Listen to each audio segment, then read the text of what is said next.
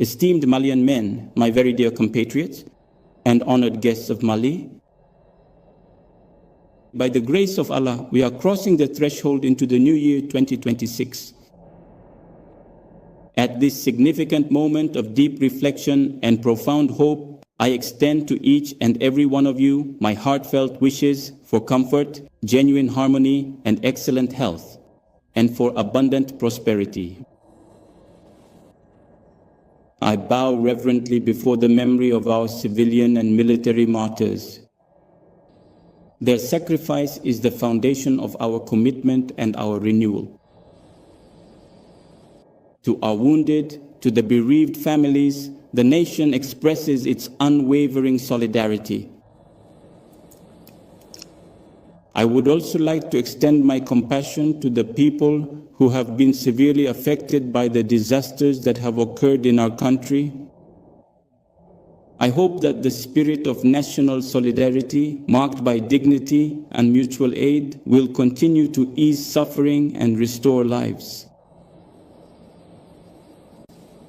Malians, my dear compatriots, the transition to a new year is an opportunity to look back together at the path we have traveled, to assess our collective efforts, and to realistically measure the challenges that lie ahead. The year 2025, whose final moments we are now living, has been a year of trials, especially in terms of energy and the economy. It has also been a truly significant year of profound truth, one that, in the face of considerable adversity, vividly reveals the unwavering patriotism and remarkable resilience of all Malian women and men throughout the nation. I pay heartfelt tribute to our people for their dignity, their patience and determination. For several months now, our entire country has been experiencing significant and major disruptions in its essential fuel supply, following repeated and aggressive attacks on absolutely vital supply routes, causing widespread concern and considerable economic impact.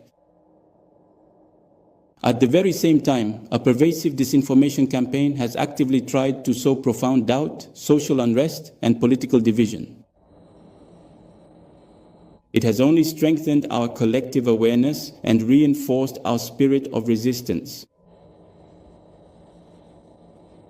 In these solemn moments, I salute the bravery of our business operators, our drivers, and their apprentices, who, at the risk of their lives, have ensured the supply. I congratulate our armed and security forces, as well as the government, for coordinating the national response that has prevented major fuel shortages. Behind every challenge lies an opportunity. The challenge of importing must become an opportunity for innovation. For a nation standing tall like ours, adversity is not an obstacle, it is a lever. Malian men, Malian women, my dear compatriots, in the face of pressure, attempts at isolation, and maneuvers of influence, Mali has made a choice, the choice of assumed sovereignty. Where some expected resignation, we responded with determination. The time for improvisation is over. Mali has made the irreversible choice to break away from flying blind. It is with this in mind that I have provided our nation with a strategic shield.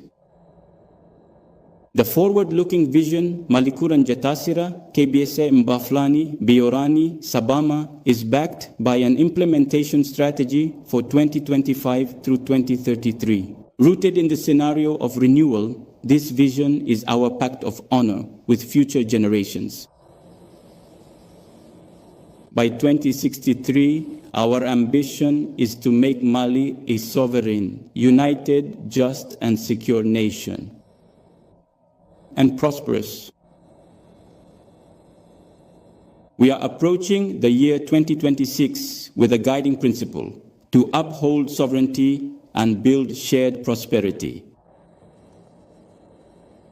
Malian men and women, my dear compatriots, lasting peace remains the primary condition for any progress. This is the meaning behind the heroic struggle, waged every day by our armed and security forces against terrorism and organized crime. I salute their bravery, their discipline, and their professionalism. The nation will never forget them. Fighting an asymmetric war is a formidable challenge. But in the face of the threat, we chose to redeploy our defense apparatus. Significant progress has been made. Areas have been secured, freedom of movement has improved, and the authority of the state continues to be restored. This momentum extends beyond our national borders. Together with our brothers from Burkina Faso and Niger, we have taken a decisive step with the operationalization of the unified AIS force and the establishment of a coordinated operational framework. In the face of a truly common and formidable enemy, our unwavering solidarity has been effectively translated into decisive action to protect our cherished people and diligently defend our shared vital space. We also know that true peace cannot be imposed, it must be built. It requires truth, dialogue, and trust among Malians. The adoption of the Charter for Peace and National Reconciliation marks a decisive step, that of an endogenous peace process driven by our collective will. In this particular and evolving context, a significant new phase of the comprehensive 2DRI program has been officially launched, commencing with a special and extensive recruitment drive and the subsequent reception of many thousands of former combatants, notably in the key regions of Menaka, Kidal, Mopti, Ségou, Gao, and very soon, with great anticipation, in the historic city of Timbuktu. The establishment of the Observatory for Peace will sustainably strengthen this momentum.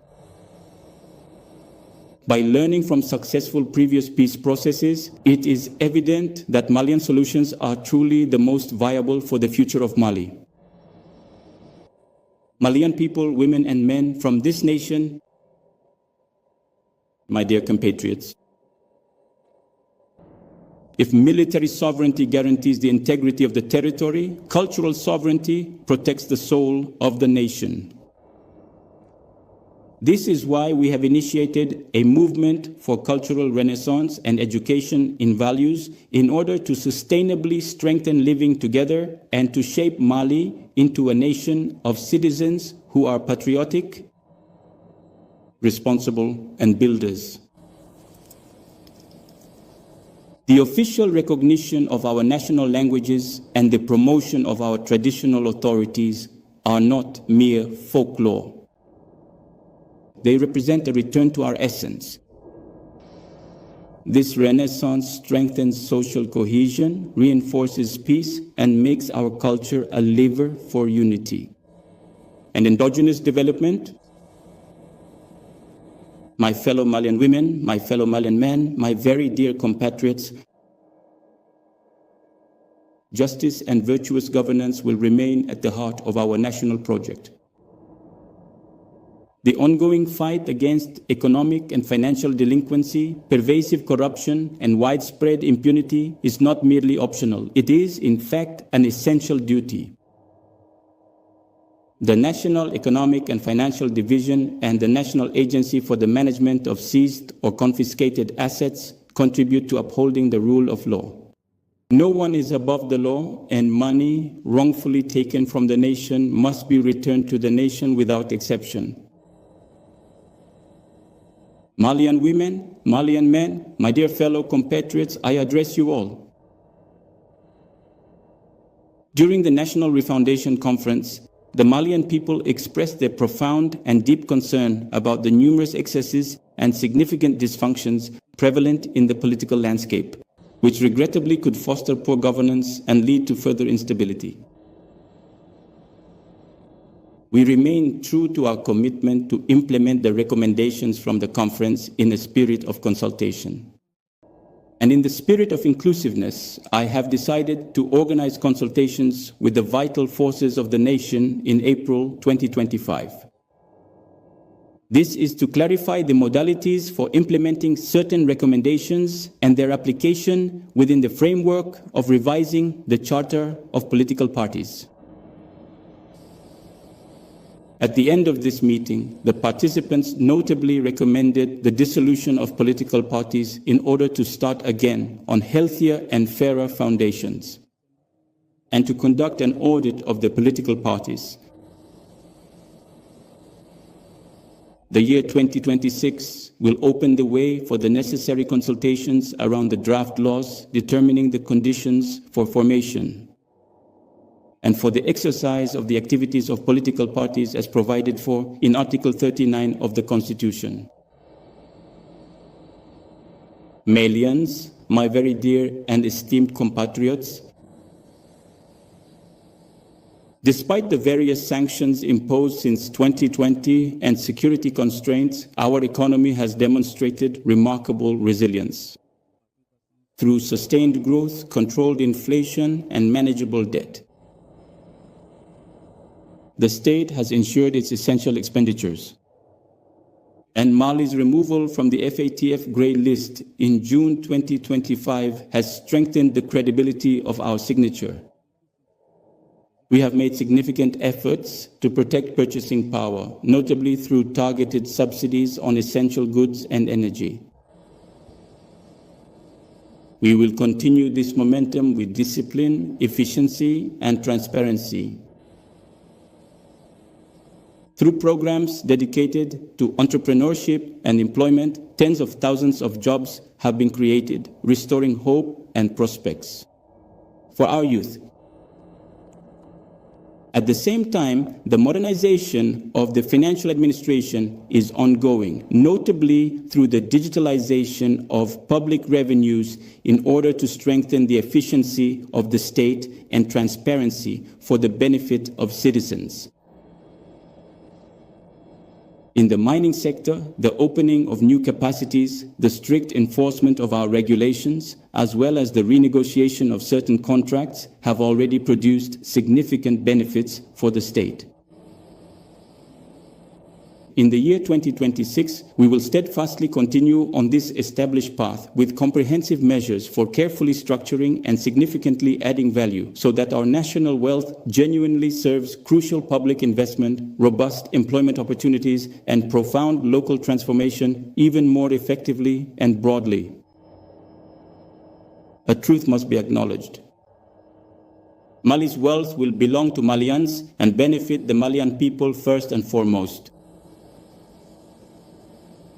Malian people, my dear compatriots, the energy crisis has been challenging.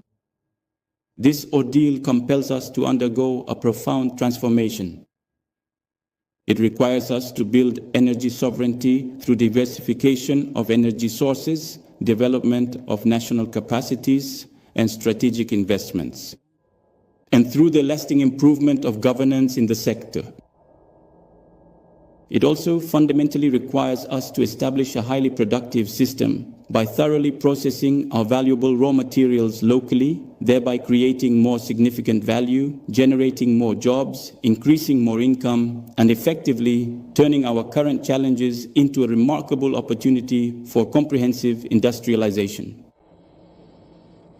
Malian woman, Malian man, my dear compatriots, the true and enduring wealth of any nation truly lies in its remarkable women and men, especially its vibrant and promising youth. This is precisely why we consistently place the comprehensive development of human capital at the very heart of all our dedicated efforts, meticulously focusing on crucial areas such as robust health initiatives, quality education, essential vocational training, and the active promotion of diverse and valuable skills. In the field of health, we will continue to build modern facilities to ensure that every citizen receives quality care right here in Mali with dignity. In this particular regard, the crucial emergency hospital project will continue to remain a significant focus of our unwavering commitment. Malians, my dear compatriots, in accordance with the Malikura vision, Nyatasira, Kabe, Samba, Flani, Biuran, Sabama, and the National Strategy for Emergence and Sustainable Development, 2024 to 2033, the government will implement a project to train human resources who are better prepared and equipped with recognized skills, along with programs for the construction, expansion, and upgrading of school and university infrastructure. Oh, Malians, my beloved, dear compatriots, all of you, the year 2026 will be a year of consolidation, of striving for well-being, and of progress. I sincerely wish each and every single one of you a truly good and wonderfully happy new year, the upcoming year, 2026, in a profoundly peaceful, genuinely reconciled, remarkably stable, and incredibly prosperous Mali. Together we will build the new Mali. May Allah bless Mali and protect the Malians.